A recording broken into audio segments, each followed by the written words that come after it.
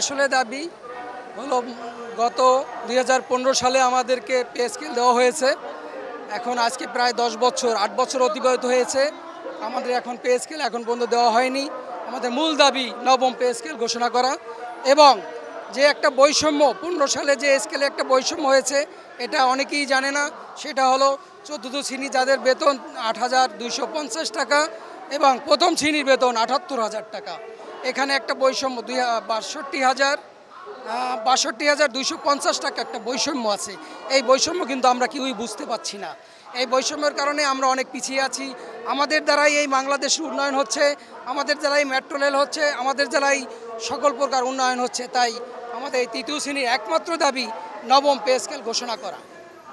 আমরা এই 5%-এর স্থলে 30% ঘোষণা চাচ্ছি এই কারণে, যতদিন পর্যন্ত আমাদের পে স্কেল ঘোষণা করা না হবে ততদিন পর্যন্ত এই 30% বৃদ্ধি করার জন্য অনুরোধ। 15 সালের পে স্কেলে যে বৈষম্য সৃষ্টি হয়েছে তার একটা নমুনা বলি, যার আমি ছাপার 8 বছর পর পর একটা টাইম স্কেল ছিল, সেটা বন্ধ হয়ে গেছে। এখন 10 বছর পর একটা উচ্চতর গ্রেড, সেই উচ্চতর গ্রেডে আমি মাত্র 10 টাকা আমার বেতন বেড়েছে। তাহলে বোঝেন আমরা কি বৈষম্যর শিকার। আমি মাননীয় প্রধানমন্ত্রীর কাছে আকুতি এবং আকুল আবেদন, আমাদের সারা বাংলাদেশের সরকারি কর্মচারী যে সমস্যায় আছে, আপনি একটু আপনার বিশেষ গোয়েন্দা সংস্থা দিয়ে পর্যবেক্ষণ করে আমাদের সমস্যাগুলো দূর করে দিবেন। নবম পে স্কেল বাস্তবায়নের লক্ষ্যে এখানে প্রেস ক্লাবের সামনে আমরা মানববন্ধন করেছি। এর আগেও আমরা প্রধানমন্ত্রী বরাবর আমাদের যে দাবি দাওয়াগুলো ছিল সেটা আমরা প্রধানমন্ত্রীর কার্যালয় পর্যন্ত আমরা পৌঁছানোর চেষ্টা করেছি।